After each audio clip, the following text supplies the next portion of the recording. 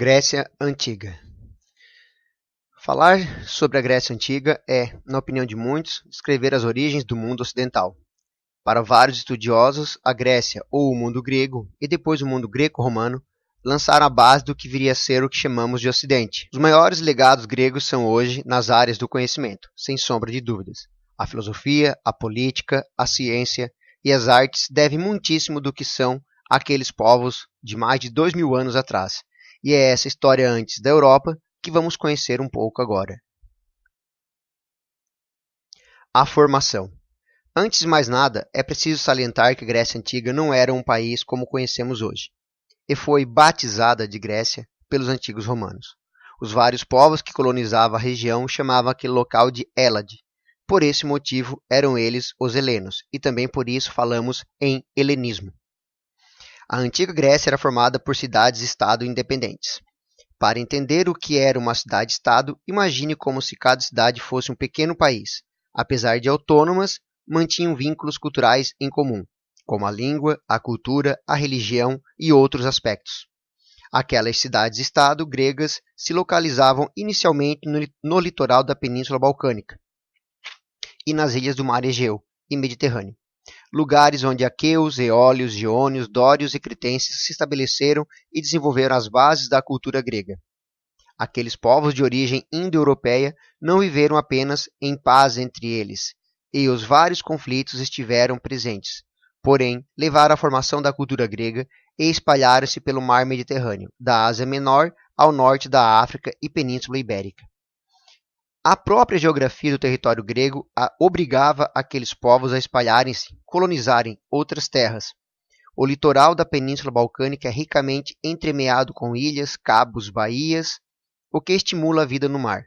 Porém, o solo da região não é muito rico. Há muitas montanhas e, quando a população cresceu, as famílias não conseguiam deixar mais terras como herança para os filhos. Daí as guerras e a colonização marítima, o que levou aqueles povos a trocarem influências com egípcios, fenícios e outros povos. Cretenses. A ilha de Creta, no Mediterrâneo, já era habitada por volta de 2500 a.C., e com o tempo lá desenvolveram-se cidades hierarquicamente organizadas. O fato de viverem em uma ilha levou os cretenses a se tornarem ótimos navegadores, expandindo seu domínio comercial marítimo e assimilando traços culturais de outros povos. O desenvolvimento comercial levou ao desenvolvimento cultural, e a cidade de Knossos tornou-se o centro da capital de Creta. A história do Minotauro está ligada ao palácio de Knossos, onde residia o rei Minos, fato que levou a civilização cretense a também ser conhecida como civilização minoica. Entre 1500 e 1400 a.C., os aqueus travavam disputas e derrotaram os minoicos, encerrando seu domínio econômico e cultural sobre a região. Aqueus ou micênicos.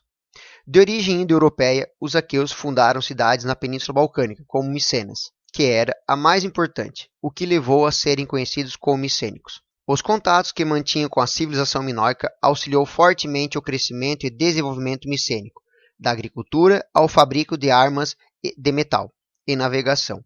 2 séculos após conquistarem Creta, contudo, a sociedade micênica entrou em declínio, e foram conquistados pelos dórios, outro povo indo-europeu com forte vocação guerreira. Dórios. Dos séculos 12 a 8 a.C., os dórios exerceram seu domínio e poder sobre grande parte do território grego da época. Cidades e palácios foram destruídas e saqueadas por aqueles guerreiros que dominavam a península do Peloponeso e subjugaram e escravizaram outros povos. Poucas áreas, como a Ática, se mantiveram livres. Na Ática viviam os jônios, povo que deu origem à cidade de Atenas, enquanto os dórios originaram a sociedade espartana e sua lendária e real força guerreira. Com o avanço dos dórios sobre outros povos, a escrita quase sucumbiu, e assim como a arte, pois os dórios eram um povo muito voltados à prática. De certa forma, esse ponto de vista evidencia-se quando observamos as 2 cidades mais conhecidas da Grécia Antiga, Esparta e Atenas. Essa fase da formação da civilização grega é chamada pelos historiadores de período homérico.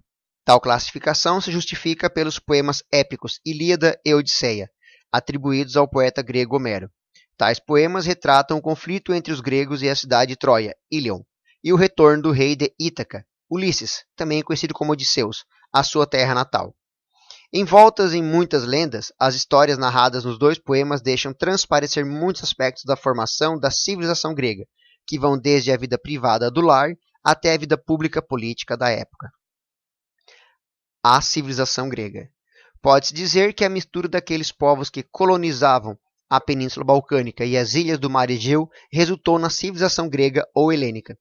Durante o chamado período homérico, o povo organizou-se em genos, palavra que identifica o clã, família e tudo que a circundava. Imagine uma grande família onde todos têm um parentesco e um chefe. O patriarca, geralmente o homem mais velho, portanto, o mais experiente. O genus englobava, além da família, os escravos, a terra e animais, ferramentas e mesmo os artesãos livres que viviam juntos, completando a comunidade gentílica que era formada pelos vários geni, próximos e aparentados. A posse da terra era coletiva, e a unidade entre os gênios formava uma tribo, na qual o chefe que mais se destacava tornava-se o rei daquela organização social.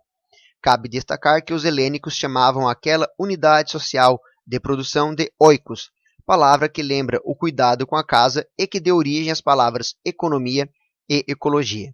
Com o tempo, aquelas organizações sociais desenvolveram melhores técnicas agrícolas, melhorando também as condições de vida e aumento populacional. A divisão de terras estava ligada à herança passada de pais para filhos, o que mostrou-se ser um problema com o passar do tempo, levando ao acirramento de conflitos. Tais disputas tiveram como reflexo a construção de fortificações naquelas comunidades e a difusão dos gregos pelo mar Mediterrâneo. A colonização de novas terras era uma saída muito inteligente para aquela situação. Os conflitos ocasionados pela posse das melhores terras levou ao surgimento de uma classe chamada de aristocracia, ou o governo dos melhores em grego. Surge daí os eupátridas, ou bem-nascidos.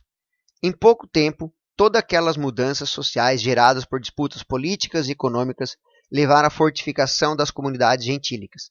Desenvolvia-se então uma nova formação social, a polis, ou as cidades-estados gregas. A organização da polis é o que deu origem à noção de política.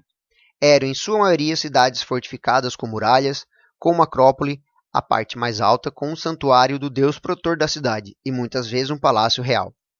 Na parte central da cidade ficava a ágora, ou praça em que se discutiam os problemas da polis.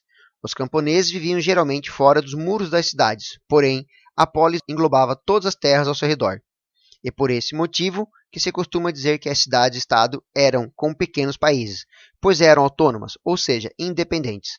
Com o tempo, os gregos deixaram de ser apenas guerreiros tribais para se tornarem uma civilização politicamente organizada, da qual duas cidades-estados se destacaram por sua liderança, Esparta e Atenas.